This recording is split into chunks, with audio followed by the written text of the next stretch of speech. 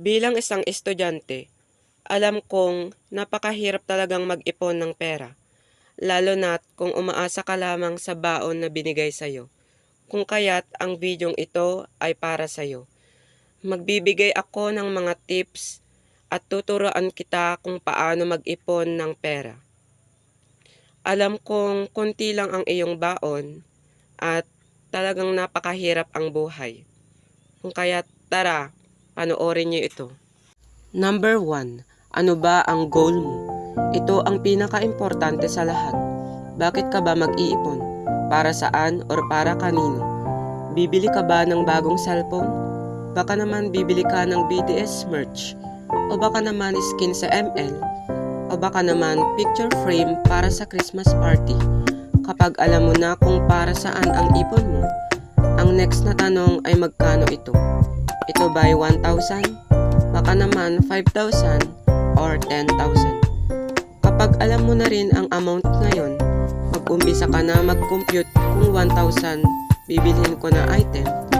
Let's say ito ay damit. At makakasave ako ng 20 pesos from 50 pesos ko na baon everyday. So 1,000 divided by 20 equals 50. Kailangan makapag-save ako 50 na 20 pesos o ito ba ay sa loob ng 50 days. Number 2. Magbaon ka na ng pagkain at inumin. Oo, minsan hassle magdala ng baon, ng lunch, ng merienda. Pero mas malaki talaga ang masisave mo kung may baon kang ganito, compare sa wala. Sabihin natin ang lunch meal sa canteen ay worth 30 pesos.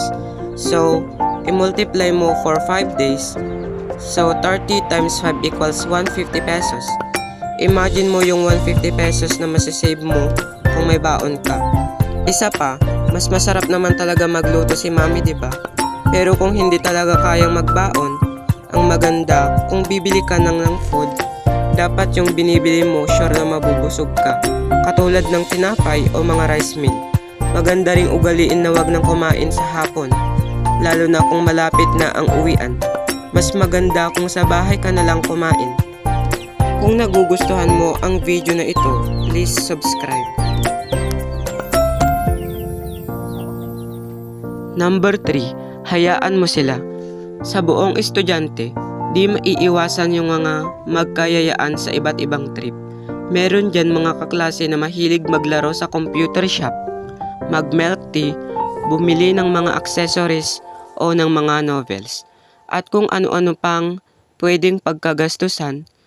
Kung ang mga gawaing ito ang magiging dahilan upang di ka makaipon, mas mabuti pang huwag ka nang makipagsabayan sa mga kaklase mo at hayaan mo na sila. Matuto kang mag-say no at ipaliwanag na nag-iipon ka. Kaya tipid-tipid ka muna. Kung sadyang bad influence talaga ang mga kaklase mo, umayag ka na lang basta kung libre ito. Number 4. Mag-stop and think. Kung soul of life ka naman at naisipan mong itrip ang iyong sarili sa pagbili ng something food o material na bagay, ang dapat mong gawin ay mag-stop and think. Isipin mong maigi kung bibilhin mo ay worth it ba talaga? Kailangan ko ba talaga itong bilhin o di kaya'y na-sell stock lang ako ni ate na tindera? Mas mahalagang balikan mo na lang ito kinabukasan sa paraang ito. Mas mapapaisip ka at hindi ka madadala sa high na bilhin agad ito. Number 5. Maging consistent. Napaka-importante nito dahil walang halaga ang alkansya mo o savings account kung wala ka ring ilalagay na pera. Dito nakasalalay kung kailan mo na makakamit ang ipon goals mo.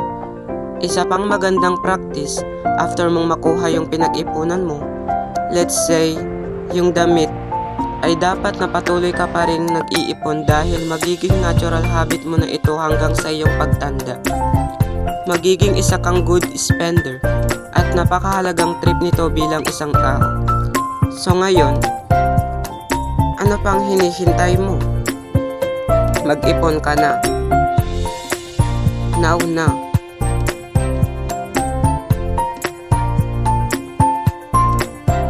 Maraming salamat sa panonood nito. Kung natuto ka ay dapat kang mag-subscribe. Paki-click na rin ang bell at pakishare na rin. God bless.